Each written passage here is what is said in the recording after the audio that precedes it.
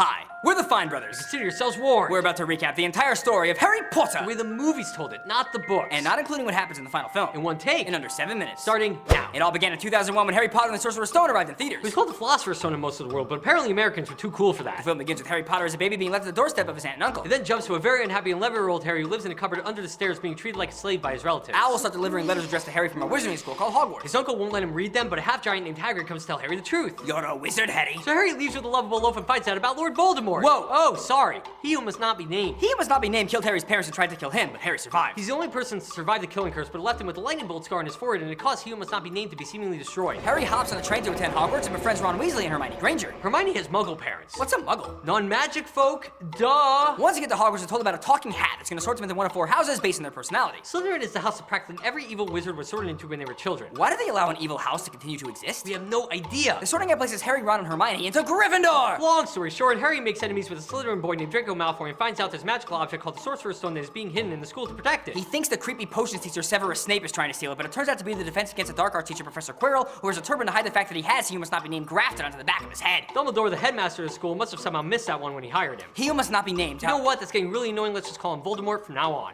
Voldemort tells Harry to join him, but he refuses. Quirrell then tries to kill Potter, but starts to burn when he touches him, so Harry murders Quirrell with his bare hands. Harry Potter, murderer at age 11. Voldemort's spirit leaves and Harry is proclaimed a hero. On to the second film. Harry meets Dobby the house elf who doesn't want Harry going back to school because of bad things that will happen to him. Harry refuses, so Dobby gets Harry in trouble, and his uncle forbids him to go back to school. Ron and his brothers show up in a flying car, bust him out, and head back to the wizarding world. Back at Hogwarts, several students turn up petrified, kind of like turning into a statue. The teachers reveal there's a legend about the castle having a chamber of secrets which has a monster inside that could be the cause of the attack. Long story short, Harry meets the ghost of a student in a bathroom named Moaning Myrtle, finds a magical diary that belonged to a former student named Tom Riddle, finds out Myrtle was killed by a monster in that very same bathroom that he met her in, and discovers that the Chamber of Secrets is actually underneath that bathroom. They searched for years but never thought to look there, we guess? Inside the chamber, Harry finds Tom Riddle from the diary, as well as Ron's younger sister Ginny, who is dying and was being controlled by Tom throughout the movie with the intention of taking her life as his own. Tom reveals that his full name, Tom Marvolo Riddle, is an anagram for Lord Voldemort. Well, not exactly. Lord Voldemort doesn't work at all, but I am Lord Voldemort does. Why didn't J.K. Rowling write a name that worked perfectly with the anagram, or have the middle name have extra letters to make Lord Voldemort work? We have no idea. Anyways, Riddle sends out the monster, a giant snake called a basilisk. Harry wins with the help of Dumbledore's pet Phoenix Fox, who brought the Sword of Gryffindor, which Harry uses to kill the basilisk, and then destroys Tom Riddle's diary with a basilisk's fang. Harry Potter, murderer of 2 people, albeit one evil dude and one kind of ghost thing, but murderer nonetheless. It's time for the third movie, The Prisoner of Azkaban. Harry finds out that a mass murderer named Sirius Black has escaped from Azkaban prison, that he was the one who sold out his parents to Voldemort, and that he's Harry's godfather to boot. At Hogwarts, we see Dumbledore, but it's a new actor because the first one died. This one plays him very rough and angry for the first couple of films before getting over himself and playing the role properly. Long story short, Harry learns to cast a spell that summons a Patronus that stops monsters called Dementors. Sirius is actually framed by Peter Pettigrew, who was disguising himself as Ron's pet rat Scabbers, but before they can clear Sirius's name, the new Defense Against the Dark Arts teacher, Remus Lupin, ruins everything by turning into a werewolf, which allows Pettigrew to get away and forces Sirius to go back into hiding. They were able to do all this with the use of a time travel device called the Time Turner. Why did they have them use the Time Turner to fix everything in this movie, but never have them use it again to fix all the crazy things that happen in future films? We have no idea. On to the fourth movie, The Goblet of Fire, where Hogwarts is holding a Triwizard Tournament. There seems to only be 3 schools that matter in the whole wizarding world, and 1 student per school is chosen by the Goblet to be its representative in the tournament. For some reason, the teachers let them have this insane tournament where students could actually die for no reason other than for sport. Cedric Diggory is picked to compete for Hogwarts, but for the first time ever, the Goblet chose another student to compete from Hogwarts as well, even though he was too young to even enter.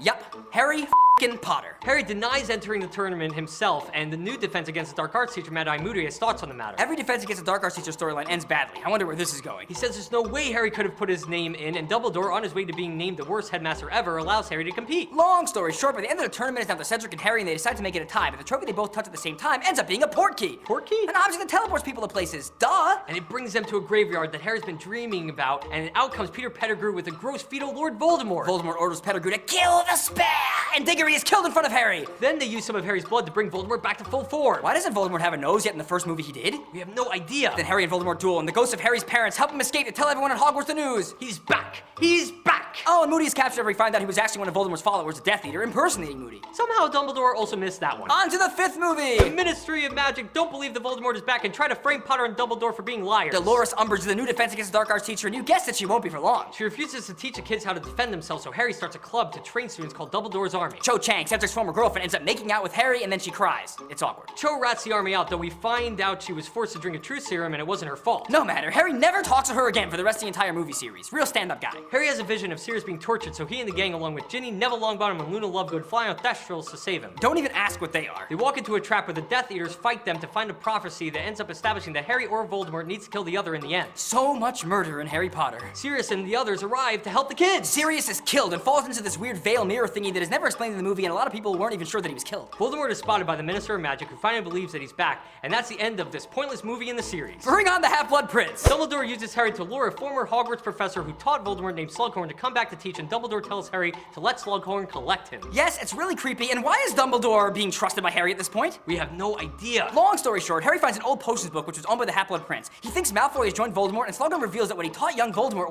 is a Horcrux. This is a way wizards can come back to life if they die. They have to murder someone, which allows wizards to attach a piece of their soul to an object, which turns into a Horcrux. Why would they have information about this dark magic in a school library? We have no idea. Harry tells Dumbledore that Voldemort made 7 Horcruxes, and they determine 2 of them have already been destroyed. Tom Riddle's diary from the second movie and a ring that Dumbledore destroyed at some point recently. They set off together and find the 3rd Horcrux, a locket, and return to the castle where they hear someone coming, and Dumbledore tells Harry to go hide. It's Malfoy, sent to kill Dumbledore. Snape then shows up out of nowhere and kills Dumbledore himself, the biggest spoiler in the series to date. They flee and Harry gives chase. Snape fights him off and reveals dramatically that he is the Half-Blood Prince. But at this point in the movie, it's been so long since we even talked about the Half-Blood Prince that we don't even care. Harry is left with the Horcrux that turns out to be a fake, but together with Hermione and Ron, they plan to go find and destroy the other Horcruxes to stop Voldemort. That brings us to the 7th movie, Part 1. Harry, Ron, and Hermione are on the run, off to find the Horcruxes, while Voldemort has taken over the Ministry of Magic and Hogwarts. They spend most of the movie traveling and searching, not even sure what to do and where to go, because as usual, Dumbledore didn't really help Harry at all. They do end up finding the real locket Horcrux, and Ron destroys it with the Sword of Gryffindor that they find in a lake thanks to a Patronus taking the form of a dove. You forgot to mention Ron imagining naked Hermione making out with Harry before he did. Murder and now sexual content. Harry Potter is appropriate for kids, right? Later on, Luna Lovegood's dad teaches them about the 3 magical objects that make the Deathly Hallows, and realize Voldemort is after one of them, the Elder Wand, the most powerful wand on Earth. Luna's dad rats them out, which ultimately leads to them getting captured, but they escape with the help of Dobby, now a free elf! Why has Dobby never even been mentioned or seen again since movie 2, yet Ron and Hermione seem to be good friends with him, even though in the film version they never even met? We have no idea. Dobby saves the day, but as he disapparates everyone to safety, he is stabbed and dies. The film ends with Voldemort figuring out Dumbledore had the Elder Wand, uncovering his grave and taking it from his dead corpse. He raises it to the sky and gives out his famous yell, "Yo!" And that leaves us with one final chapter. One final movie. Will Harry and his friends find the other Horcruxes and stop Voldemort? Who will live? Who will die? What parts of the movie will not be as good as the book? We're all about to find out. You are now fully caught up to watch Harry Potter and the Deathly Hallows Part 2 with your Potter friends and act as if you've seen every film. Will you be at the movie's opening weekend? We know we'll be!